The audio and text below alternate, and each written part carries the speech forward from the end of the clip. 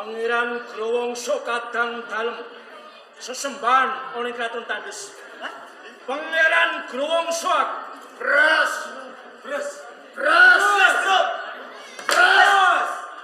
Lho kene. Bres. Romo yo Kulo ana. Bres. Muhammad kene. Brigak kaya kandhane wong sing piye piye, Kang? Pas aku isin. Sono. Jeng pangeran kula. Biyen aku tahu perintah lawan kuwi. Nggih. Kang supaya nglumpukke para kanuman ana ing alas jati tengkok gladiolah kridaning bela diri. Kok welek ngelmu jaya kawijayan apa wis kok tindakake? Wah, sedaya perintahe jeng pangeran. Pun kula estokke. Lah niki bocah-bocah kula. Dadi iki bocah-bocah sing kok gladi. Niki bocah kula kabeh. Pun gatos balunge kandel kulite. Yen ngono bocah-bocah iki wis padha sekti padha jago. Ah, milih musuh. Srawana, Rupun. aku durung percaya lamun kabeh mau durung mbuktekake. Moton. Kek kowe iki ngapusi kelawan aku. Ngeten mawon. Niki enten gaman. Mang jajal siji-siji lawon. Go. Oh, ngene Cak. Monggo. Aja dodi. Tara.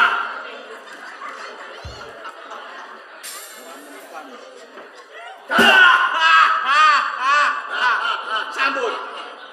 Gantian.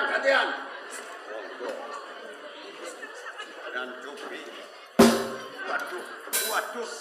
Enak Cak. Gantian. Jenengan bersari to. Pilih awak. Boten nopo rambut.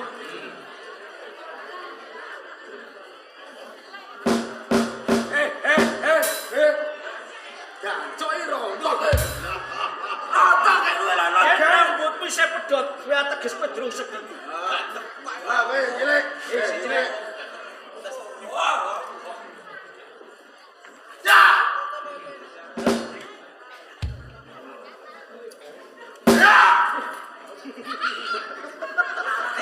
Tenan iki. Kowe wis larane ngene. Pun pitados sapa dereng. Srawana Nggih. isih kurang siji.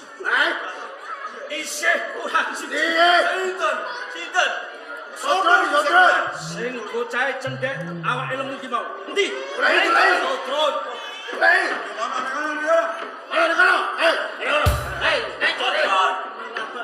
Ron.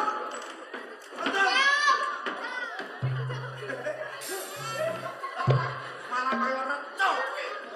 Kene dijolak sampe samoni. Kamu dhewe kowe. Digoreki. Bojo kok banyak. Loro. Kuwi kan jajal kelawanku.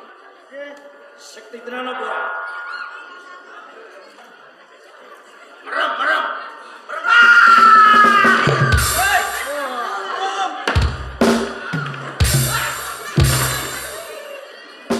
Ron, Belum. derek.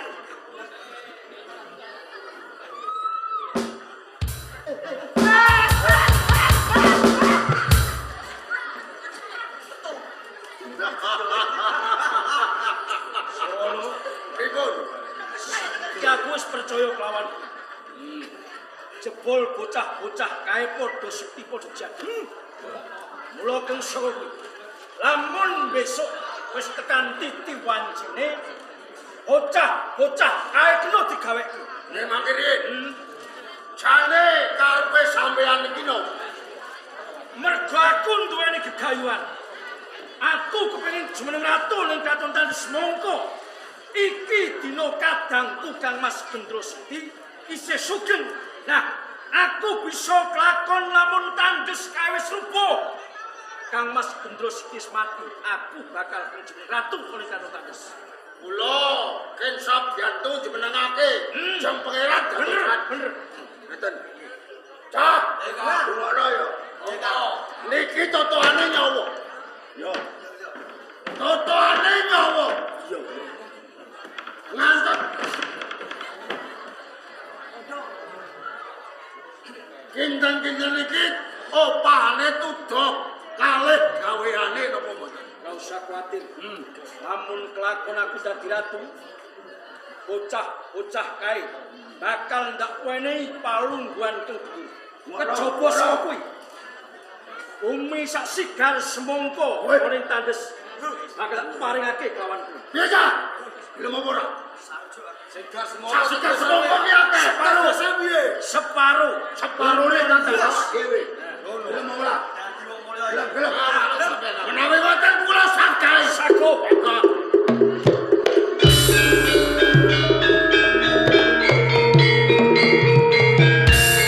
Yen pancen sagu. Besok ngenteni opo? Aja pisan-pisan kowe nyelaki lamun to aku kepengin aku. Rubuhe kraton Tandus. Oh, totone nyawari.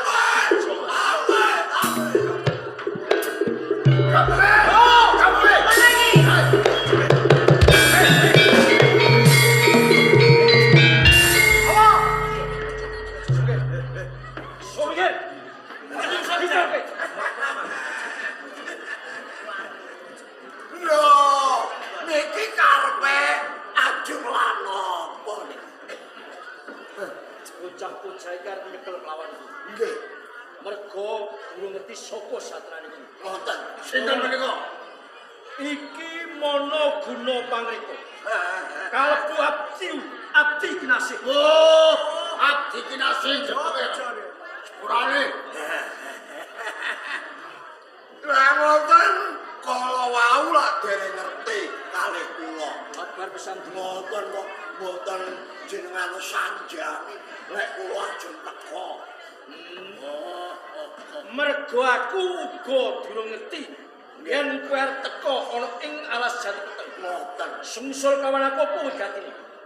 Wonten wigatos ingkang badhe kula aturaken. Sambung kalian kedadosan wonten Kraton Tandus. Mbah, Kraton Tandus geger gember wer-wer. Apa Kraton Tandus kae kebanjiran? Boten Apa ana pasar kobong? dede Yen ora njur apa gigire Kraton Tandus? ngerso dalem ingkang sinuwun Prabu Gendra Sakti ten mriku paring dawuh.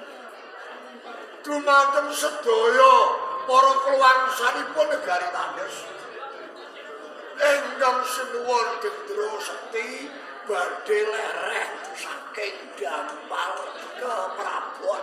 Kang Mas Prabu Gendra Sekti arep lereh ke Prabon. Nggih. Yen ngono kebenaran. Lengsere Kang Mas Prabu Gendra Sekti. Nggih. Aku ngaku bakal mati jeneng ratu ing Kraton Tandus. Mestinipun ngaten. Langsaripun ing neraka sing dadi ratu Tandus mestine ra Kudune aku ning kok senes panjenengan. banjur sapa Ingkang badhe dipun calonaken ratu wonten ing Tandus. Ingkang putra pulunan piyambak Putri Purborna. Nene Purborna.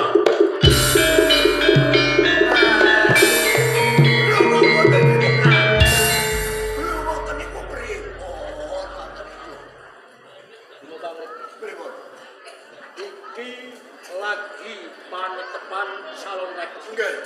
Urung diwini suda lenggahake ning Kampar Maisora. Kula keng saka kuwi.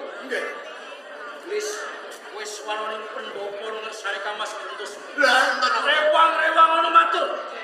Supaya lilih penggali aku kang bakal kajengake ratu ning Kraton Tandus. Jenengan sing ajeng nyalon dadi ratu. Nggih. Menawi ngaten kula sowan rumine lamah wonten ing Kraton Tandus. Wis ana lagi ditapak aku bakal sukses. Pangestu panjenengan. Silakan.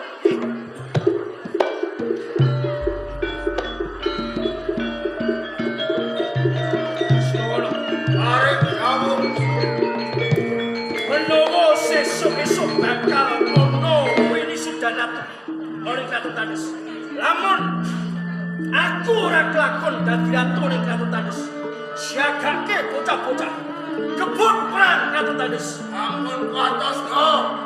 Lampah rumiyin engke jauh kali kula Kaya ngono tak disilaku.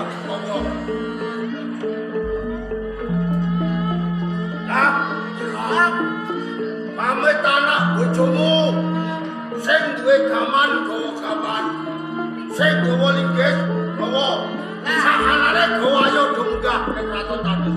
Ayo.